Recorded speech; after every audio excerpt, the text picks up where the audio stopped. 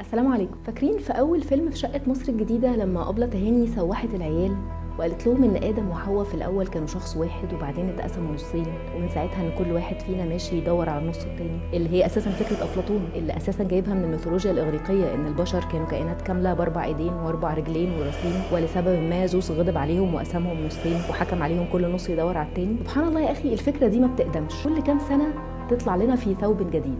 اخر ثوب طلعت فيه بقى كان فكره التوين فليمز او توأم الشعله. بس انا النهارده مش ناويه اتسحل مع فكره التوين فليمز، ناويه اتسحل مع الست اللي طلعت مصطلح توين فليمز، إليزابيث كلير بروفيت. هي دي سحلتنا النهارده. كان يا مكان في قديم الزمان، مش قديم قوي يعني، سنه 1939 اتولدت إليزابيث كلير في مدينه نيوجيرسي في امريكا، لأب مدمن كحول سيء الطباع، وام كاثوليكيه بس مش متدينه قوي، بس مهتمه بدراسه اللاهوت والسحر والغيبيات، وعضوه في بعض الحركات الروحانيه المنتشره في الوقت ده زي حركه اي ام. في حركه روحانيه اسمها ماخوذ من ايه في الكتاب المقدس، اي ام هو اي ام، او اكون من اكون، اللي ربنا قالها لسيدنا موسى لما كلمه.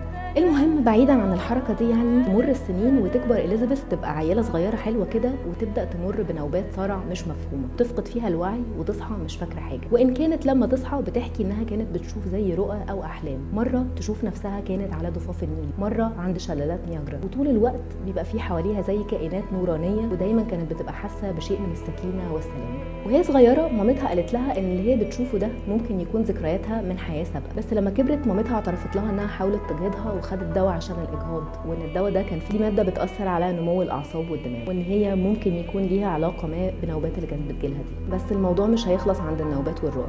فاست فورورد 20 سنه لقدام، إليزابيث تكبر تبقى شابه عروسه 22 سنه لسه متطلقه من جوزها الاولاني، وبتقابل مارك بروفيت. إليزابيث ومارك بيحبوا بعض وبيتجوزوا وبيعيشوا في تبات ونبات وبيخلفوا صبيان وبنات وبيخترعوا لهم ديانه، او للدقه حركه روحانيه جديده اسمها ذا سمت لايت هاوس او مناره القمه. بعد كده هيتغير اسمها وهتبقى ذا تشيرش يونيفرسال اند ترايمفنت او الكنيسة العالمية المنتصرة. العقيدة بتاعة الكنيسة دي كانت كوكتيل رائع من كل الأديان والرسالات والعلوم الغيبية والسحر والخيمياء كله، وإن احتفظت في جوهرها بفكرة أساسية من الأفكار بتاعة مجموعة اي ام اللي إليزابيث اتربت عليها، فكرة اسمها The Masters of Ancient Wisdom أو حافظة المعرفة القديمة. الفكرة دي بتقول إن في مجموعة من الكائنات عندها حكمة إلهية قديمة نزلت على الأرض في هيئة بشر، ومرت بسلسلة من التحولات لحد ما تحولت لكائنات نورانية، وإن الكائنات دي لسه موجودة معانا على الأرض، وهدفها إنها تمحو الشرور من العالم وتساعد البشر في العودة إلى مملكة السماء. إليزابيث كانت بتقول إنها على تواصل بالكائنات دي، وإنها بتتلقى منهم رسائل أو وحي ما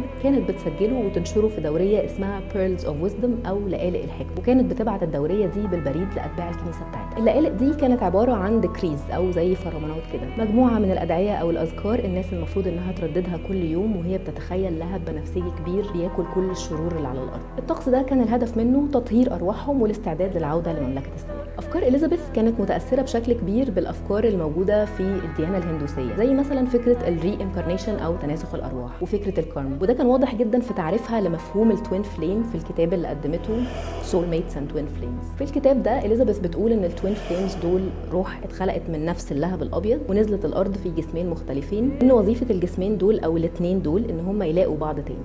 لو الكارما بتاعتهم كويسه، اعمالهم في الحياه دي او في الحياه السابقه كانت كويسه، هيلاقوا بعض. لو الكارما بتاعتهم سيئه، هيقضوا حياتهم في ان هم يتعاملوا مع تبعات الكارما السيئه دي ومش هيلاقوا بعض، ولما يموتوا ارواحهم هتستنسخ وتنزل الارض تاني علشان يدوروا على بعض تاني. المثير بقى ان الست دي تنبأت في التسعينات ان هيحصل كارثه نوويه وحرب عالميه تمحو الحياه من على وجه الارض، وابتدت تبني ملجأ بوم شيلتر في الاراضي بتاعه الكنيسه بتاعتها، وتبدا بقى تخزن معلبات وتجهز الناس للابوكاليبس. طبعا لما التسعينات جت وخلصت وما حصلش حاجه من اللي هي تنبأت بيها، بقيه قاده الكنيسه بتاعتها اعادوا نظر في منصبها، وطلعت إليزابيث سنه 1999 تقول ان جالها الزهايمر وانها هتتنازل عن منصبها ده، وماتت إليزابيث سنه 2009. لكن الكنيسه اللي هي اسستها وفكره التوين فليمز لسه موجودين ولاقيين اللي يصدق فيهم لحد النهارده. السؤال بقى، تفتكروا إليزابيث كانت صاحبة علم وكرامات وعندها تجربة روحانية فعلا، ولا مجرد شخص موهوم أو عنده اضطراب عقلي؟ وتفتكروا ليه فكرة توأم الروح دي ما بتقدمش؟ كل شوية نعيد اكتشافها وكل شوية تلاقي اللي يصدقها. هل احنا فعلا جوانا إحساس بيلت إن كده إن احنا في حاجة ناقصانا وإنها مش هتكمل غير بشخص تاني؟